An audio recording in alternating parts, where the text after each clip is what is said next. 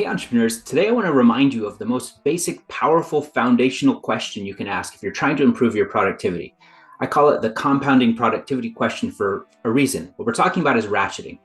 And like my slide says, ratcheting is about locking in progress. There's just no way you can beat this foundational key to productivity. Yes, there are short-term hacks that can give you an edge short-term, but ultimately, whoever does this process best, ratcheting their productivity, they win. What do I mean by ratcheting? It's just this simple concept. If you've got a gear that can turn one way, if this represents making progress when the gear is moving towards the left, and then this arm blocks the progress from reverting, so that what you get is, instead of this process where I see a lot of entrepreneurs working hard, building up some business strategy only to find that it falls apart and they're running backwards, they're retreating.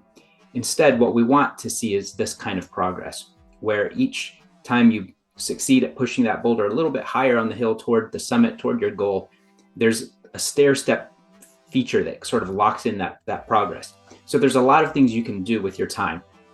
And you've probably heard me say before that the key to all productivity really is decision making.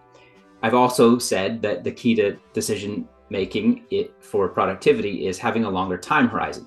So it's about making decisions that allow you to find those opportunities to ratchet your productivity so that over time you get to where the output you're capable of is far greater than anyone else. And so this is what we're going for. We're trying to lock in the productivity that you have. And there's this question that allows you to quickly identify opportunities to do this. This is a question that Kendra Adachi calls the magic question. And I think she's right to call it that. I call it the compounding productivity question. It's just this question that asks you, that you ask yourself really, what is one thing that I could do right now that would make everything easier in the future? What can I do now that will make my life easier later? That's the question. I want to make sure it's planted firmly in your mind, and that you ask yourself this question at least once a week. As a business owner, you can't afford not to. This is not a question you can afford to ignore. So just think about this in terms of some specific areas of life, because it's easier to take an abstract concept and apply it and see the traction you can get with it if we try to apply it to something specific. So let's just think about your team for a minute. Ask that question. What can I do now that will make working with my team easier in the future? Let's think about your finances. Let's think about training your media buyer. What can I do now that will make managing the finances of the business or your personal life easier tomorrow? What can I do now that will make training our media buyer easier? Or what can I do now as I train this media buyer that will make training the next and the next and the next media buyer easier?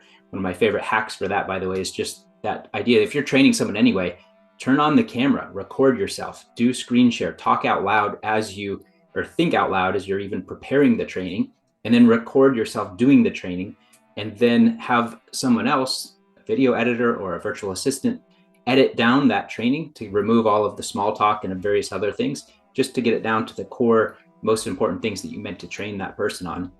You can then use that again and again in the future. And perhaps your media buyer can train the next person, and they can take the next person through that video and do some of the training. So again, what you're doing is you're locking in progress. You spent some time to train that person the first time, but you locked in. This has this ratchet effect where now you don't have to spend those hours training again because you captured it. So that's what we're trying to get at here. If nothing's clicked for you yet, let me ask a couple more questions. What could you do now that would make your next trip or the next business travel experience easier? What could you do now that would make meal prep or eating healthy easier? Again, what we're looking for are just a few things you can do now. If you create a little bit of space for this question somewhere in your week, if you ask yourself, I have a recurring item, for example, in my to-do list that pops up at least once per week that asks me to set aside 20 minutes just to think about one system that I could create that would save time in one element of my life. It could be personal. It could be about my personal taxes, for example, capturing an idea of, if I would just make a list of the K1s that I need to collect before I can file my personal tax return, then I wouldn't be searching through files trying to remember everything. It might just be something that small where it takes me 30 seconds to add it to, well, now I have a repository of places to capture information I need to quickly access when I'm doing my tax return. Sometimes it's about a business process. But if you just have that spot reserved, it prevents you from getting so busy putting out fires and just always doing what's urgent that you never come back to asking this all important question, which is, what can I do now to make the future easier? That ratchet question that gives you real power. This is something that we'll come back to over and over again in these mini challenges. My micro challenge to you this week is just to try to get into the habit of asking yourself the question. I don't even care what you apply it to. I don't care how well you do it, because I know you're smart enough that if you do ask yourself this question enough times, you'll start to see opportunities to ratchet your productivity and take this compounding question and use it to achieve your highest and best goals. Talk to you again next week.